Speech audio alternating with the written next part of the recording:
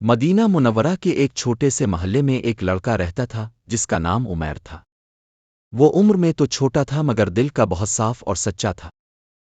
اس کے والد ایک معمولی مزدور تھے اور گھر کا گزارا بڑی مشکل سے ہوتا تھا، لیکن عمیر نے کبھی حالات کی سختی کو بہانہ نہیں بنایا۔ وہ ہمیشہ کہتا، اللہ سچوں کے ساتھ ہے۔ ایک دن عمیر بازار سے گھر واپس آ رہا تھا کہ راستے میں اسے ایک کپڑے کی دکان کے سامنے ایک چھوٹی سی پٹاری گری ہوئی ملی۔ جب اس نے اسے کھولا تو اندر چاندی کے سکے تھے۔ وہ حیران ہوا مگر فوراً سمجھ گیا کہ یہ کھوئے ہوئے ہے۔ اس نے سوچا کہ دکاندار کے پاس لے جا سکتا ہے، لیکن دل میں خیال آیا کہ بعض لوگ لالچ میں اسے رکھ بھی لیں گے۔ گھر جا کر اس نے ماں کو بتایا۔ ماں نے محبت سے کہا، بیٹا، جو چیز کسی کی ہو وہ واپس کرنا فرض ہے۔ اگر مالک نہ ملے تو مسجد کے امام صاحب کو دے دو، وہ اعلان کروا دیں گے۔ اگلے دن عمیر پٹاری لے کر مسجد گیا۔ امام صاحب نے اذان کے بعد اعلان کیا، جس شخص کی چاندی کی پٹاری کھو گئی ہے مسجد میں آ کر نشانی بتا کر لے جائے۔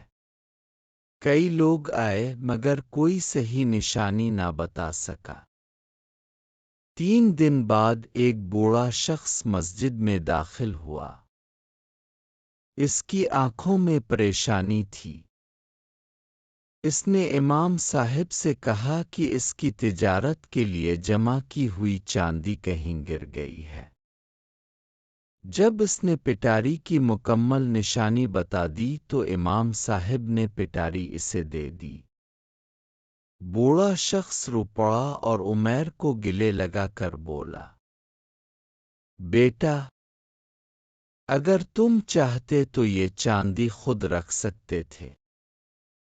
تم نے میرا بڑا نقصان ہونے سے بچا لیا۔ اس نے عمیر کو کچھ انعام دینا چاہا مگر عمیر نے مسکرا کر کہا، میں نے جو کیا اللہ کی رضا کے لیے کیا، مجھے کسی انعام کی ضرورت نہیں۔ بوڑھے شخص نے جواب دیا، بیٹا، تمہاری سچائی ہی تمہارا سب سے بڑا انعام ہے۔ اللہ تمہیں بہت اونچا مقام دے گا۔ عمیر کے اس عمل کی وجہ سے پورے محلے میں اس کی تعریف ہونے لگی۔ لوگ اپنے بچوں سے کہتے، سچ بولنا ہو تو عمیر جیسا بولو، امانت داری ہو تو عمیر جیسی ہو۔ یوں ایک چھوٹے سے بچے نے سچائی اور امانت داری سے ثابت کر دیا کہ نیکی کے لیے بڑی عمر اور بڑے مقام کی ضرورت نہیں، صرف صاف دل اور اللہ کا خوف کافی ہے۔